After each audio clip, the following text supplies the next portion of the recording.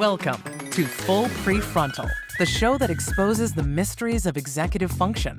This podcast is a collection of conversations about the role of the prefrontal cortex, which impacts your focus, planning, problem-solving, emotional balance, and independence.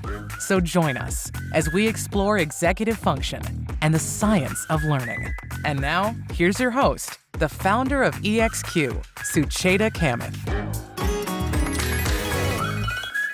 Welcome back to Full PreFrontal, Exposing the Mysteries of Executive Function.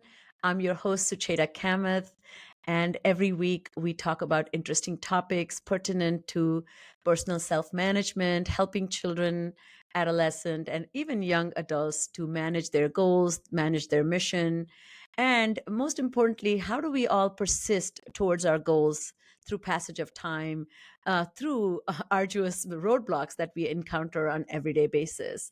One of the topics that has interested me deeply is sense of motivation. I am currently interviewing somebody for a job, and as part of their interview, they were saying, I'm highly motivated. I'm a self-starter. I get things done without anybody cajoling me. And some of the examples she gave, I thought were very, very funny. She said, I do not, when I get out of bed, I always make my bed. If I say to somebody, I will call you on Thursday at 9:00, I am there to call them Thursday at 9:00. And that was so fascinating and so inviting to hear somebody talk about their motivation and their ability to persist and pursue the motivations that they have. That it just reminded me all my 25 years of career I have spent working with people who are highly unmotivated, and people in their environment and their surroundings, such as parents, teachers, educators, colleagues, are saying this person needs to change, and somehow you can't find means to change them. So with that in mind, it was such an honor to introduce you all to a world-renowned expert in motivation. And it's my personal pleasure to introduce you to Ayelet Fishbach.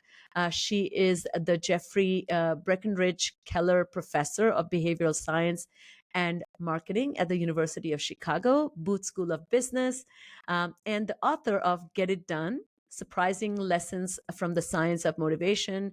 We'll be linking that book. And one of the interesting things about the title of the book is you have three words that she has written on the title, which is forget, quit, undone. And then the parts of the words are canceled. I thought that was a very clever way to get people to think about how to overcome the challenges we face every day as we think about managing our goals and motivation. She is the past president of the Society for the Science of Motivation and the International Social Cognition Network.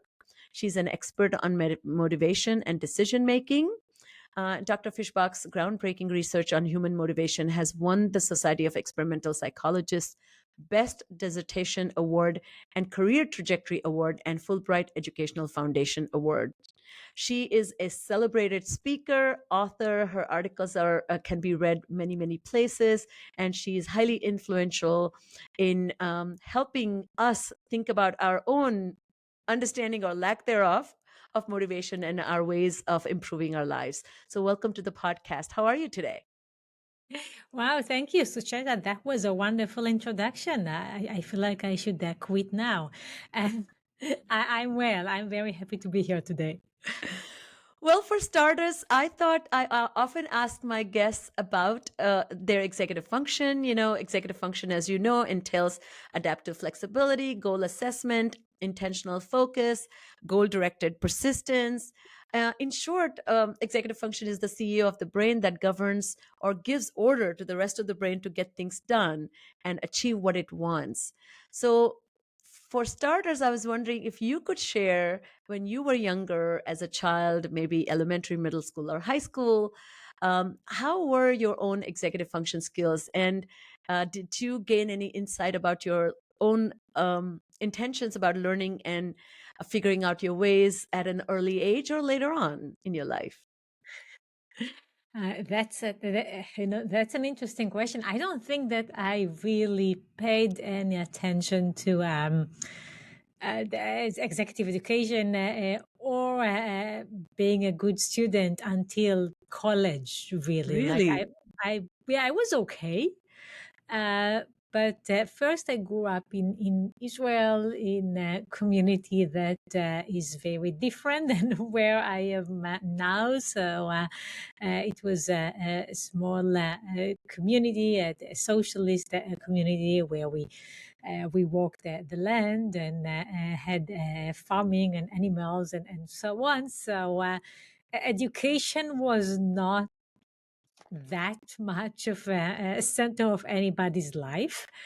And then I wasn't in particular interested in what was going on in school until I got to college. And maybe I was interested enough because obviously like I did well enough to like, get into college and do things there, but it was really not intrinsically motivated until I started to study psychology, and then it was like, wow, that's exciting, and that's like interesting. You really can't you read like these like handbooks when you just start to study psychology, and you're like, you can't wait to have another hour to know what's more there's there, okay, and how else people can ask a question and look for data and run studies and develop knowledge. So I probably had a decent executive education. Reflecting back, I was able to Yes. able to get a PhD and then a job, and and like do well enough to hold my career for 20 years now. But I didn't realize that until I had the chance to do something which is intrinsically motivating. And I would say that because I think that often when you think that you cannot do something, you might be confusing that with, I am not interested. Okay, that's not the right thing for me. As you were describing your own trajectory, it kind of reminds me of my personal education in India as well. Education was important, but it was not central. Like you were not free of responsibility. And I mean, I remember in my house the rule was. Whether you had board exams or you had a quiz, you still had to set the table, clean up after your dinner. You had to do dishes, you had to sweep and mop if that was what your parents asked, and then get to studying.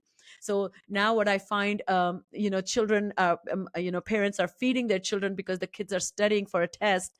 I mean, hand feeding a high schooler. I had a client who did that. And so I find this, everything else becomes a secondary because you somehow are getting good grades. So yeah, I think sounds like your executive function skills were very well put to test, as well as utilized by you because you were doing managing communal responsibilities. So as we begin here, maybe you can set us off with a good definition of motivation, because I think colloquial wisdom says motivation is getting things done, having this desire to get things done. But maybe that's missing something, right? Yeah, well, it's kind of accurate. Motivation is power, okay? And it's the internal power that you have, which gets you to move from where you are to a different place. Okay, so you have goals, and we all have goals. Okay, we have goals related to our professional development, academic development, our health, our relationship. And motivation is what gets you to pursue these goals, okay? What Hmm. gets you out of bed and into the gym shoes, or in front of your study materials. It's really the inner force, the inner power. You know what's so interesting about that? You're saying having a goal is not enough. Having a goal is a starting point, but that needs to be propelled by actions, which is what motivations helps us get into. Correct? Yes, and part of being motivated is knowing how to set your goals. Hmm. But it's definitely not enough. It's just the first part, and motivation itself is the power to get there. Okay, it's Hmm. how you organize yourself and your life. And as I say that, I realize that it may sound like you are by yourself, just getting yourself to do things, and that would be a limited view of motivation, because motivation is often involved designing the environment, designing the situation in which I can better achieve my goal. And if that sounds abstract, well, you exercise your motivation every time you set an alarm clock. Okay, basically, you know that you are going to be tired when you need to get up in the morning, and that you will continue to sleep if you're in a cozy, dark room. But if there is a loud alarm, that is going to change your situation, and likely you will get up to do something about it. And so you are motivating yourself by anticipating that there is a problem, changing something about the environment, and therefore being able to stick to your goal. And I love that. I think your work really highlights the role of environment. I think, one of the, I think when we were discussing in pre-recording, that there's a misnomer, or colloquial wisdom says motivation is all about determination from within. But there are environmental factors that can actually act as guardrails that can allow us to not keel over and forget our goals, or get off tangent as we are pursuing goals. So maybe you can share with us, for starters. We often hear intrinsic and extrinsic motivation, so that once comes from within, once is motivated by incentives and external goals. Is that a good place to start? And how would you describe the types of motivation that we all experience? So there is a lot to unpack in your question. First, I do want to emphasize that motivation is about changing your environment, it's about changing your circumstances. You started with an example of a person saying, I'm highly motivated. Well, while there are individual differences, some people might be in general more motivated than others. It's often a function of where you are and what is the thing that you set to do. And so my example was that I was in particular a highly motivated student in high school, and then I discovered psychology in college and became super motivated. Okay, so it was about like the challenge, about the environment, about the people I was with, and the new topics that I was introduced to. And I would very much reject the idea that people say I'm not motivated. Well, you did not find the thing, or you did not design the environment that gets you to act. Can I Now, quickly share a story with you? I was on a flight from Atlanta to India, which is a connected flight, and the India leg from, I think, Paris or whatever. The entire time there was a leak above my seat, and my right shoulder kept getting completely drenched with this ice cold water. And so I called the flight attendant, and asked and requested a change of seat. The flight was packed. There was nothing they could do. She was so stressed and stretched that she was not even empathic towards me. I was getting a little annoyed with her. Ultimately, there was 9 hours of flight. I was just plotting, like the whole time I plotted that I'm going to send an email to Delta. I'm going to complain. I'm going to be so mad, and I'm going to tell them I'm going to ask for a refund. Then I landed, and my family came to the gate to welcome me, and I completely forgot. And I completely lost my vengeance, my plot, my email, and I just became unimportant. And so I see that you're talking about this environmental embedded cue. It was very frustrating, but it was not that important to me to actually pursue a complaint. yeah, I love this story. It probably would have been better for future people on the flight if you complained. So if your anger led to to action, but for your well-being, you were in a different situation, and the anger was gone and replaced with love to your family, and now you are a different person pursuing different goals, and very happy with doing that. So we all can identify situations where we just cannot do something, and then other situations in which we are doing just fine, and we need to organize our lives so that we are importing the factors that help us to stay motivated to get things done to the areas where we feel stuck, Matter. we are unable to do it. And then you're asking about intrinsic motivation. Intrinsic motivation is a very confusing concept in motivation science. And I can get into the whole confusion. People say intrinsic motivation, they mean different things. Okay, economists mean that we don't pay you. No, some people mean that it's from within as opposed to from the outside. In motivation science, intrinsic motivation is actually pursuing something as an end in itself. Okay, is Mm. the feeling that as I'm doing it, I'm achieving my goal, that this feels right, that the activity and the goal that it serves are fused, and we are intrinsically motivated when we are like doing something fun with our family, okay, when we are pursuing our hobbies, strolling the park, reading a great book. These experiences often feel like an end in itself. And then we are extrinsically motivated when we do something just for some long-term benefits. Okay, there is no immediate pleasure. I might go, and get a medical appointment because I care about my long-term health. There is no sense that this feels right and good as I'm doing it.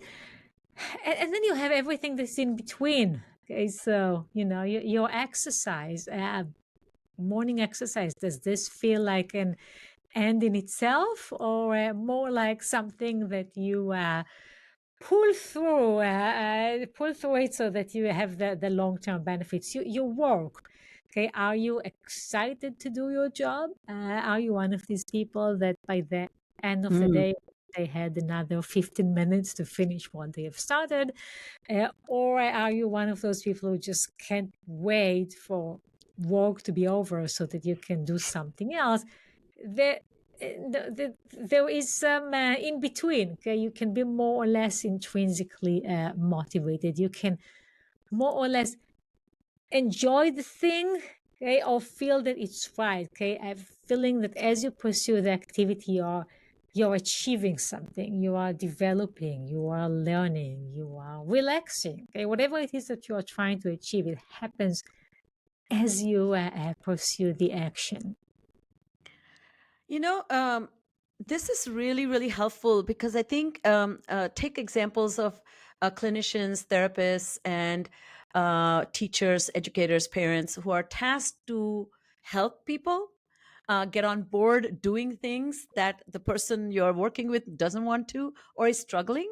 So it's not necessarily even doesn't want to, but may not know how to. It is such a important distinction that it feels right may not happen for them right away. Like let's say if I have reading difficulty and I have dyslexia and I'm working with a dyslexia tutor who's showing me some sound symbol relationship that I don't get it as a child, and I'm not going to enjoy it. But then I look out to my teacher's support or the care that I get. So that seems to be a starting point that gets me to a place where I see my own success, and then I can say, now it feels good, right? So Yes, and learning has to be immediately gratifying, okay? And in particular for young people, for kids.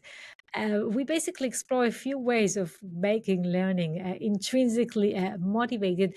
And the one way that I think might surprise people is that we find that when we make math class a party, that is, we play music and bring colored pencils and snacks, then kids were solving more math problems. Okay? They enjoy the experience more.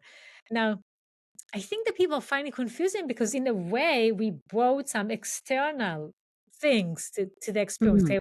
We brought music, okay? We brought colors, but the whole class, okay, the whole event of studying math became something that it's more fun, that it has more like surprising elements, that is unusual and interesting, and that can happen in the materials. Okay, it could be that you found the right way to teach or to learn because you found type of exercises that are interesting for you, that are fun, that you're curious to solve. It could also be external.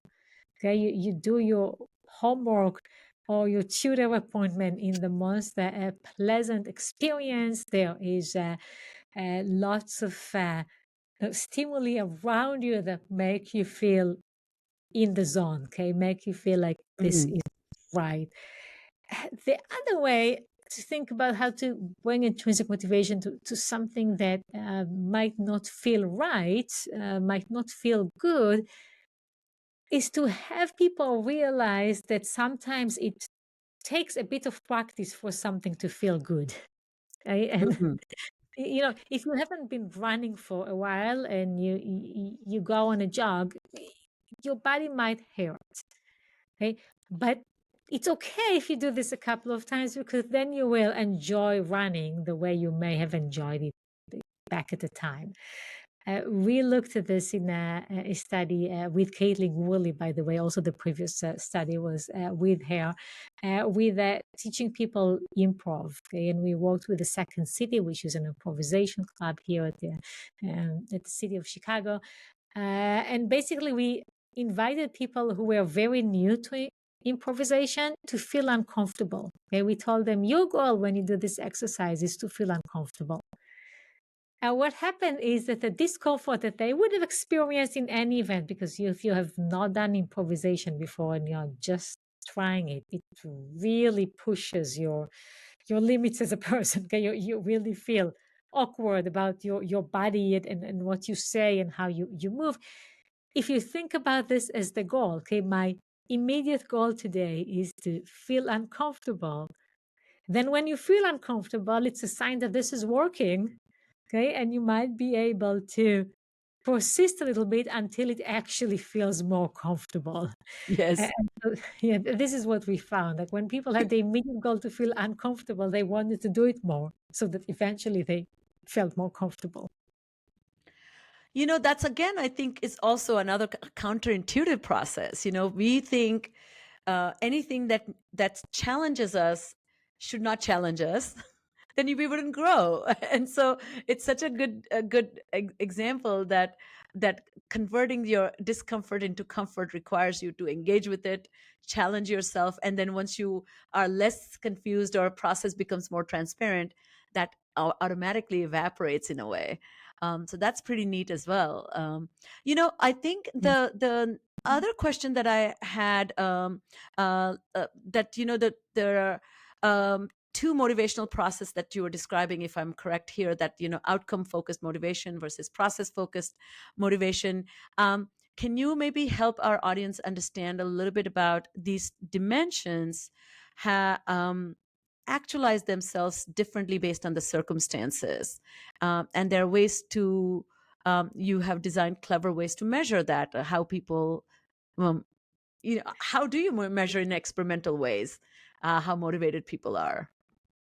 Yes, and so we often think about motivation in terms of doing something and do it as quickly as possible.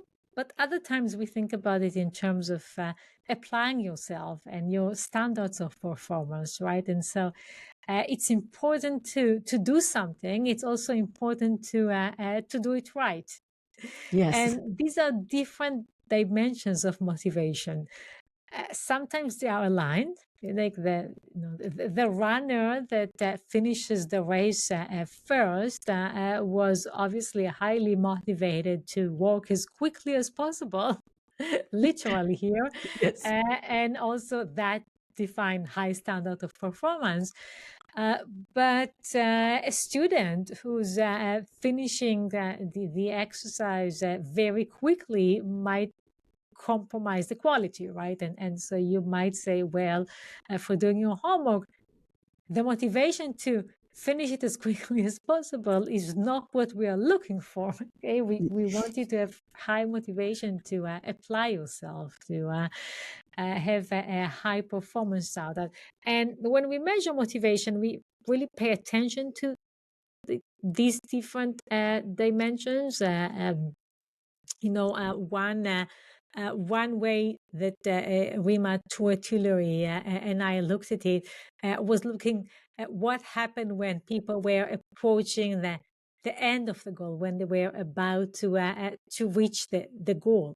Okay, if what's important is doing it right, then they spend more time on the problem. Okay, they think about it more carefully.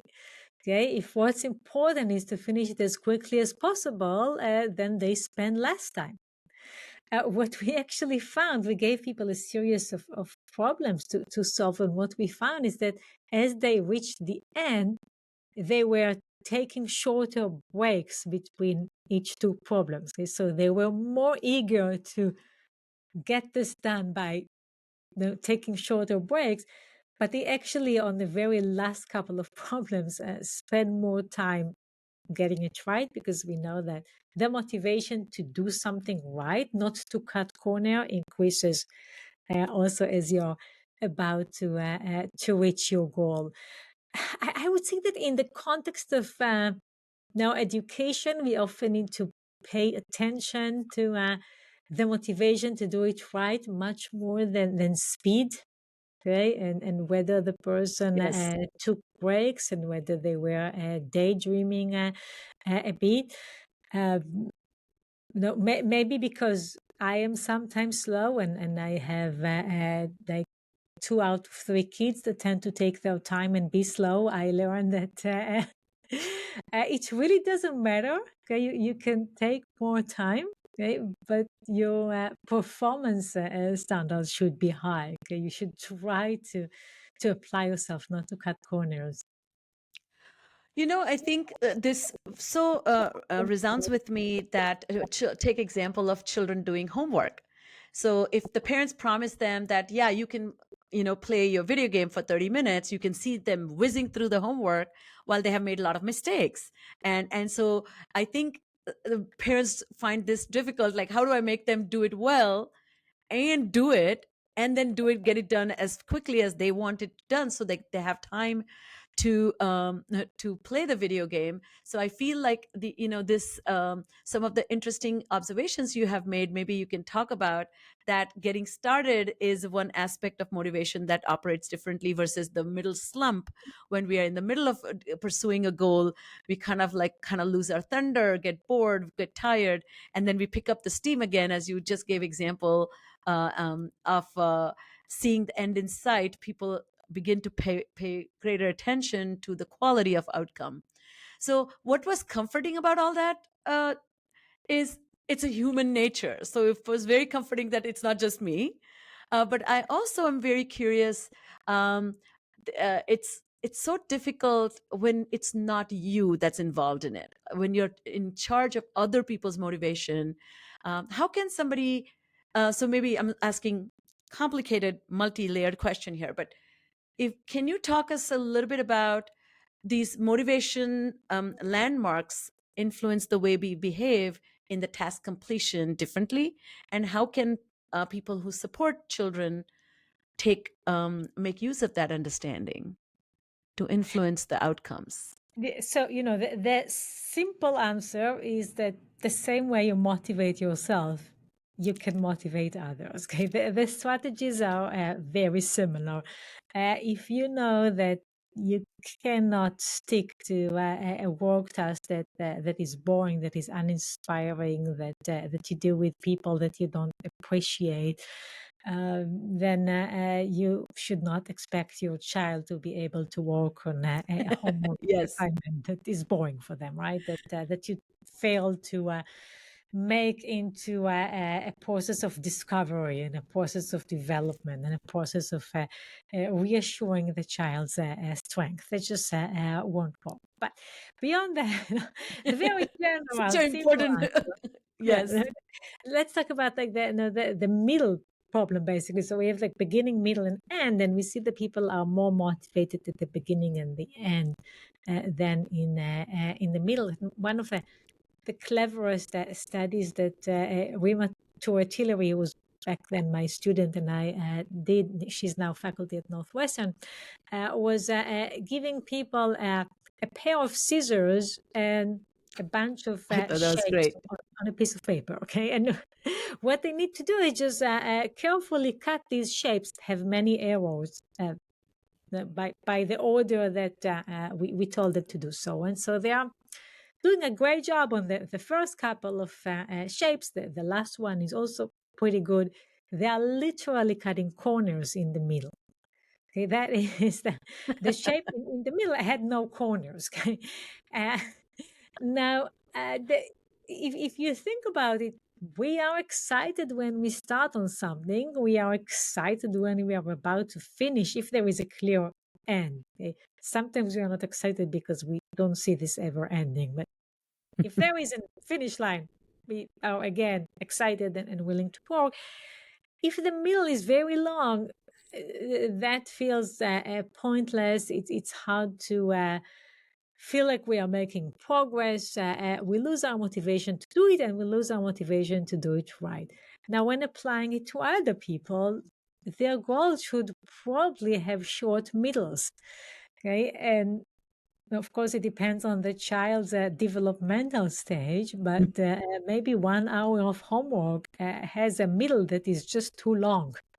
Okay, maybe it needs to be broken to shorter units where you have 5 minutes of beginning, 5 minutes of end, and barely a middle. In our own life, there is a reason why most people don't set an annual exercise goal, right? Like you set a weekly or a daily exercise goal, because if it's an annual goal, there's too much of a middle. Okay, You're going to saving lose goals, thunder. Yes. yeah, right. Saving for retirement is a challenge for most Americans, because the middle is our life. Right? Do we really know? That's The such a end. profound statement. You're right. I think none of the saving is beneficial now. It's going to be beneficial in 40 years, but that's so long. Y- Yes, and so you try to make it into an annual saving goal, which is much better than a lifetime saving goal, because there is less of a middle. Try to make middle short for yourself or other people. Celebrate beginnings, celebrate ends.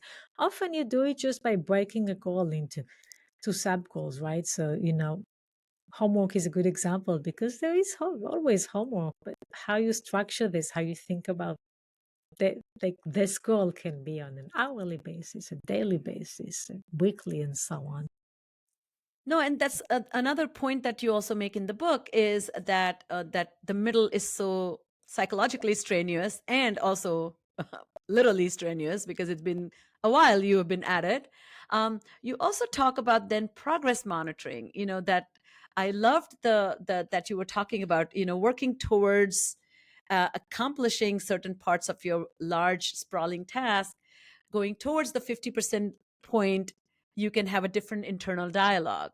And once you cross over the midline, you can have a different dialogue, how close you are. Can you talk a little bit about this? Is a great strategy, I feel, when educators or parents are working with children, helping them achieve these goals, again, which just takes time. There are two ways to monitor progress. You can look back at what you have achieved, or you can look ahead at what is yet to achieve. And at any point, you can basically monitor progress in one way or another. Okay, like if you are pursuing a 4-year college degree, you can say, I finished 1 year, or I still have 3 years to go. Okay, in a loyalty program, you can say, well, I already made half of the purchases to win a reward, or I still need to make half of the purchases. So for basically every goal, you can monitor that, what we refer to as the glass half full. Okay, like how much progress have been achieved, or the glass half empty, how much progress is yet to be done. What I often see in education, and I don't have a representative sample, so it's just my observation, is that teachers tend to monitor progress in terms of what's left to be done, in terms of the glass half empty. Okay, this is where we are going. Okay, this is what's still missing. However, what we find in research is that for novices, for beginners, up until the 50%, if it's an all or nothing goal, it's usually more effective to look back and see that I've already done some.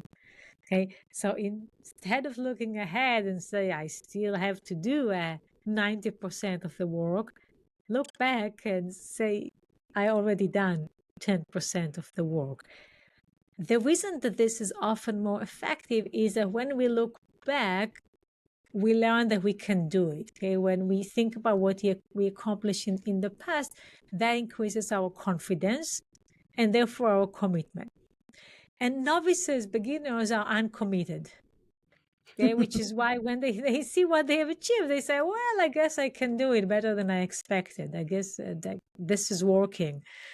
Once you are over the 50%, once you're an expert, then highlighting what's missing is actually more effective. So To lovely. get your intuition, and we did many studies, some with Stacy Finkelstein, some with others on giving people this feedback on what they've accomplished, what's yet to be done. If you take someone who's just starting, a child that's just starting to learn how to play the piano, okay, I think that most people will have the intuition they should highlight what they did well and not their mistakes. Yes. Right? You should highlight their progress so they that they they feel know more. nothing, so at least praise the effort to show up. Exactly, right? You showed up. Good for you. When you give feedback to a pianist, okay, an expert, then you often tend to focus on what's missing. Okay, you did not quite convey the emotion in like this part. You did not quite follow the tempo, but whatever is missing is more motivating for that person. And by the way, also more informative because they got most of the stuff right. And we, as feedback givers, should be very attentive to focus on what has been accomplished when we are unsure about commitment and what is missing once commitment is established and the person is fully there. So fascinating. I can give you an example. So I live next to a public park, and the round around the public park is 2.7 miles, and my goal is to walk 5 miles a day. And so I of course, it is 2 miles away. I mean, not even 2 miles, maybe 1.5 miles away from my house. So I if I walk my dog in my neighborhood, I can get a mile, and it just feels so good to have that jump start when I come to the park and begin my. So it doesn't feel like I'm starting and I have 2.7 miles only, because I just walking the dog itself, it just gives me a little boost, and then I feel like, whoa, if I do 2 rounds, it's like additional bonus. So I'm playing head games with myself, but I can literally see that my psychological attitude changes if I show up by already having walked my dog, because my Fitbit is showing me. And the second point that, which you point out in the book, but I also have seen this trick so work, that marketing people really get this. They get motivations far more than people in education. Well, the Smoothie King near us gives us the card with two things punched already, and they want you to reach 10. So actually they want us to reach 8, but it feels like, oh my god, I have already achieved. And you talk a lot about this in the book. So I'm wondering, in the context of the teaching, if the teachers can give actually 10% of the grade after the first class, saying you did in a great introduction class, so here you now have only 90 points left to earn in this class, will be so much easier for the kids. I love this example. Yes, I don't know if the teacher's doing this, but any illusory progress, which is what marketing programs, loyalty programs often do, is very effective at getting people to persist.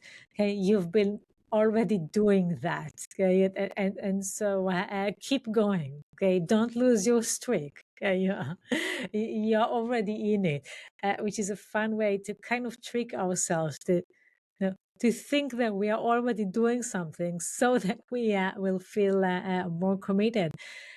No, on the other hand, some teachers have the wrong intuition of starting with negative feedback. How about I'll give you the first test that is very hard, and you will see how much you need to learn in this class. And I see that and I'm like, oh no, what are you doing? Right? Like that. No, instead of giving something that's like easy, that allows for fast progress, like letting kids realize that they can do it Having before you small challenge wins. them. Yeah. You start by giving negative feedback about everything that you still don't know, and you lose somebody's motivation. By the way, it's one reason why approach goals also work better than avoidance goals. Yeah, tell us a little bit the definition of these two goals, approach versus avoidance. Yes, so approach avoidance are the do goals. Okay? It's to like do my homework, exercise, eat green vegetables, and so on. Do not goals are avoidance goals. Are everything that I should not do. Okay, maybe I should not eat red meat. I should not stay late in bed. I should not daydream. I should not, I don't know, like watch too much television. Right?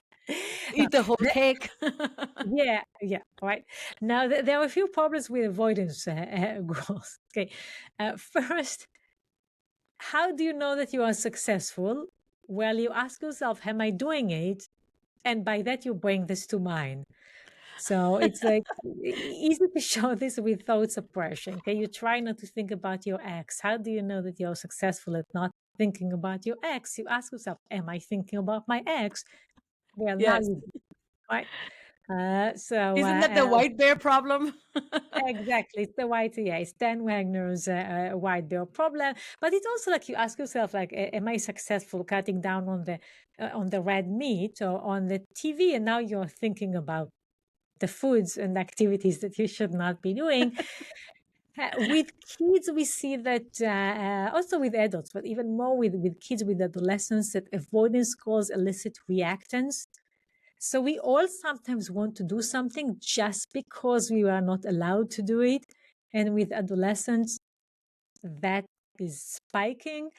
There is a really nice line of studies by Chris Bryan, where he used psychological reactance to get kids to eat less junk food. And basically, what he told adolescents is that marketers want them to eat junk food. Marketers design junk food to make them addictive. They make money from you eating junk food.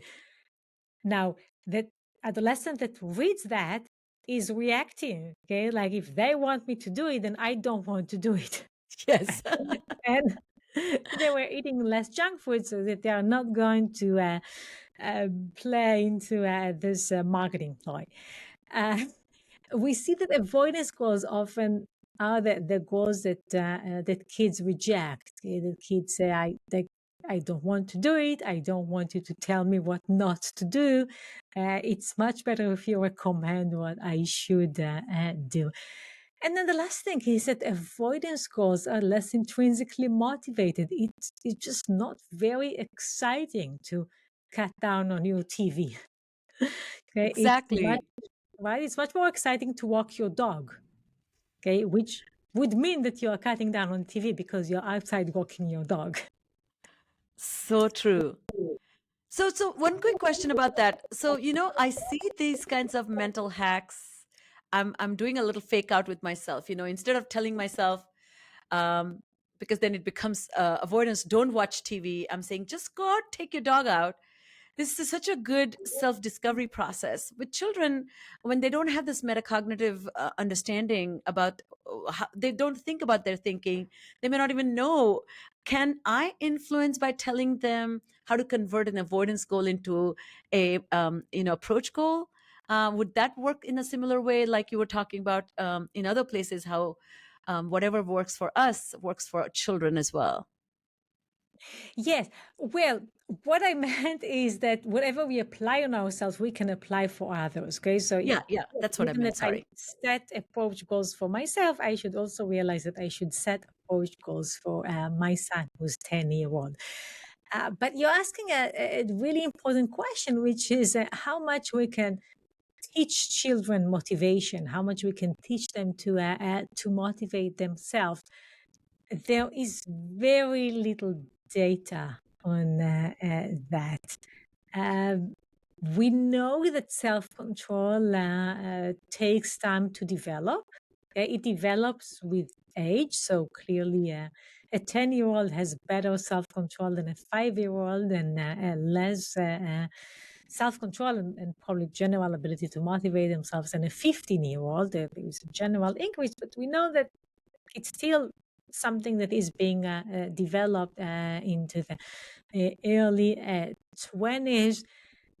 And I know about a few studies that look into teaching kids motivation, measuring motivation, see that it predicts good life outcome. I believe that is possible, and that we never try that on a large scale. Yeah, I mean, I know you have lots of projects in the works, but this is something very interesting. I find that, conventional wisdom.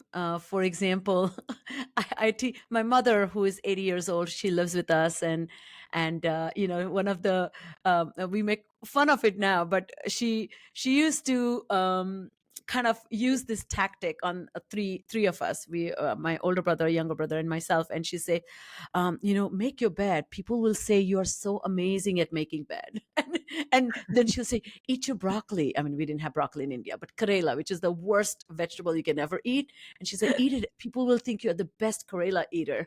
And so I found that my brother, and this is a like folklore of the house now, but when he was little, he would eat the vegetable and say to mom, would people say now I'm a great eater of this vegetable? And she said, yes. So it did work, like she used that as an influence, that people's perception of your capability as a motivator, and that worked. So I wonder, Yes. as we end, do you have any thoughts about a social regulation of motivation? Do we find, as an act of social cooperation, we tend to engage better with things even against our own will? I love that you brought this story, because there are really 4 parts to motivation. There is setting a goal, there is striving toward this goal. We discussed monitoring progress. There is juggling goals. Okay, we discuss self-control. Okay, there are things that I want to do, and there are things that I should do, and in order to do these other things, I should not do the previous things on the list. And then the fourth element is social support. Okay, there is the role of others, and what do they say, and what do they think, and how do they help. And basically, most of the things that we do that are meaningful, that are big, we do with other people. Okay, whether it's success at work, whether it's like for you, like producing this podcast, for me doing my research, it's always with other people. Starting a family is with other people. We work as That's so a true. neighborhood, right? We work as a nation. And so leveraging social support is critical. If you are the only person who knows about your goal, and if no one else is there to help you, change that. Okay, find the people that you can share what you're working on with, and that you anticipate will be supportive. And maybe they just want you to be successful, and that's already huge support. Maybe they can actually help. Okay, maybe you can pull the rope together, even if not, just them being there and watching you, and hearing from you. I would be the one of many people that remind our listeners that we are social animals, and so we have to have the group's support. We are not loners, and to stay motivated, those around you need to know and to help. Well, brilliant. This has been such a fascinating and engaging conversation. I really appreciate you being so generous with us. As we conclude, I often ask my guests if they have any recommendations of books that you have found fascinating, intriguing, informative, and that our listeners can benefit from reading. Oh, so the field of motivation is actually exploding. Okay, there is so much work. There is Angela Duckworth's Grit book, Carol Dweck's Mindset, Wendy Wood wrote on habit, Katie Milkman wrote on how to change. And there is just an explosion of ideas, and each of these Lovely. books illustrate some important lessons. And then don't forget to read fiction. Okay, there are so many amazing books that you could enjoy. Last thing about books: don't ever read a book because you have to. Okay, So true. intrinsic motivation. Do you have any Israeli, when you were a child, is there any Israeli author that influenced you as a child in fiction?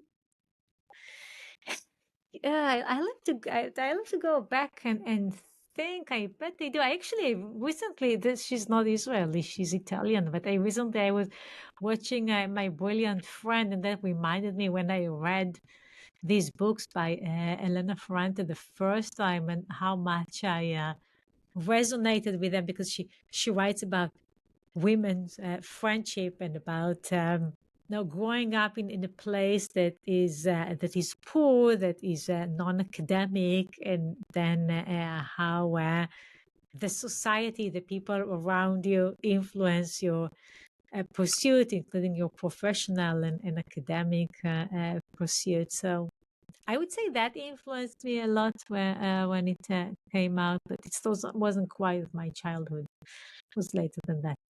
Wow, that's lovely. Well, thank you for sharing that. I think it's been a fabulous conversation. So, all right, that's all the time we have for today. Thank you again to Dr. Ayelet Fishbach for being my guest. As you can see, these are incredibly important conversations we are having with highly knowledgeable, incredibly qualified and passionate experts who have managed their own motivation so well to inspire us to find our own a kind of switch that help us. Maybe switch is not a good analogy, but keep the pedal to the metal.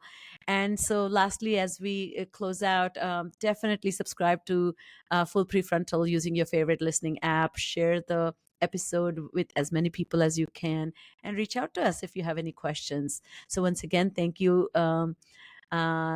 Fishbach, for joining us, and see you again next week on Full Prefrontal. Thank you, Susacha. That was a wonderful experience. Thank you for listening to Full Prefrontal, exposing the mysteries of executive function. To contact your host, Sucheta Kamath, and learn more about her work on improving executive function, visit her website at exqinfiniteknowhow.com. That's www.exqinfiniteknowhow.com. Tune in next week for another informative episode of Full Prefrontal, hosted by the founder of EXQ, Sucheta Kamath.